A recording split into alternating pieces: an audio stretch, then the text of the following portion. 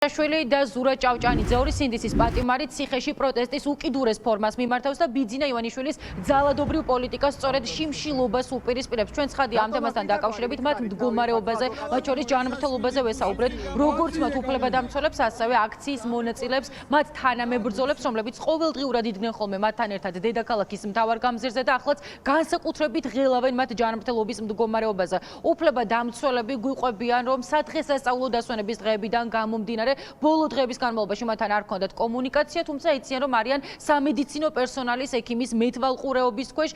ზურაბ ჭავჭანიძესთან დაკავშირებითაც დავსვით კითხვები, რა ასაპირებს, რის შემთხვევაში შეწყვეტს შიმშილობას და ასევე ზურაბ მენთეშაშვილზეც ვიკითხეთ, თუ რა არის მისი პირობა, რა შემთხვევაში შეწყვეტს ამ პროტესტის უკიდურეს ფორმას. ორივე მათგანთან მიმართებით და დაკავშირებით გვეუბნებიან, რომ არც ერთი არ აპირებს ამ ეტაპზე ამ გადაწყვეტილების გადახედვას და მით უმეტეს კორექტირებას ან შეცვლას. ამბობენ უფლებადამცველები, რომ ეს ორი ადამიანი აპირებს იქამდე იშიმშილონ, სანამ არ გაუმჯობესდება ქვეყანაში არსებული მდგომარეობა და რომ გაცნობიერებული აქვს თუნდაც ის შედეგები, რომელიც შეიძლება მოყვეს მათ შიმშილობას, განსაკუთრებით ზურაბ მენთეშაშვილის შემთხვევაში, რომელიც არის 61 წლის, გაჩნდა კითხვები ჯანმრთელობის მდგომარეობაზე, რადგან მას ჰქონდა ისედაც რამდენიმე დაავადება.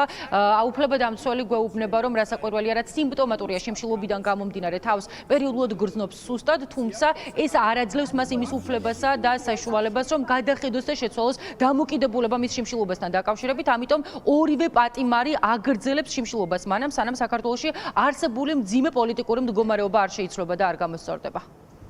ზურაბ მენთეშაშვილი 30 ნოემბრიდან შიმშილობს, როგორც კი დააკავეს იმ დღიდან, მას არც ერთი წუთი არ შეუწყვეტია შიმშილობა. ბოლოს ნახეს სასამართლო პროცესზე და შემდეგ არ შეხვედრება, ვინაიდან დასვენების დღეები დაემთხვა. მათ ექიმები ხდებიან დღეში ორჯერ და ექიმების მეთვალყურეობის ქვეშ არის.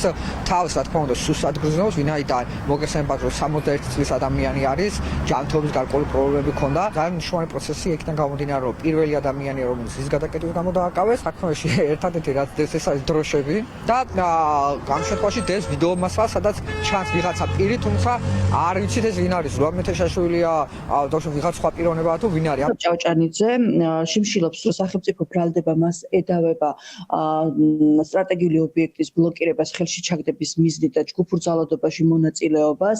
მისთვის ეს არის კატეგორიულად მიუღებელი და გამოხატავს პროტესტს ამ ფორმით, ვინაიდან ძალადობრივი ქმედება ზურაბ ჭავჭანიძესთან მიმართებაში პრაქტიკულად შეუძლებელია და დასტურდეს და თავად ზურაც უარყოფს აღნიშნულ ფაქტობრივ გარემოებას. უკვე 4 იანვარს ზურაბ ჭავჭანიძის ჯანმრთელობის მდგომარეობაზე აისახა, ასე ვთქვათ, შიმშილობა. რა თქმა უნდა, დაჭირდა მას სამედიცინო ჩარევა და შესაბამისად უკვე ექიმის მომსახურება, თუმცა მისივე ინფორმაციით და გადმოცემით მას სამედიცინო მომსახურება სრულყოფილად მიეწოდება და ამ კუთხით პრეტენზია არ გააჩნია. შიმშილობის ეს ფორმა და ზოგადად პროტესტის ეს ფორმა თავიდან ბოლომდე ემსახურება იმ ყველაფერს, რომ ეს ადამიანები არიან უკანონოდ დაკავებულები და ციხიდანაც, გისოსებიდანაც იბრძვიან და მათი შიმშილობის ფორმა სწორედაც რომ გამოხატავს იმ უსამართლობას თუ რა უსამართლობაშიც გვიწევს ცხოვრება.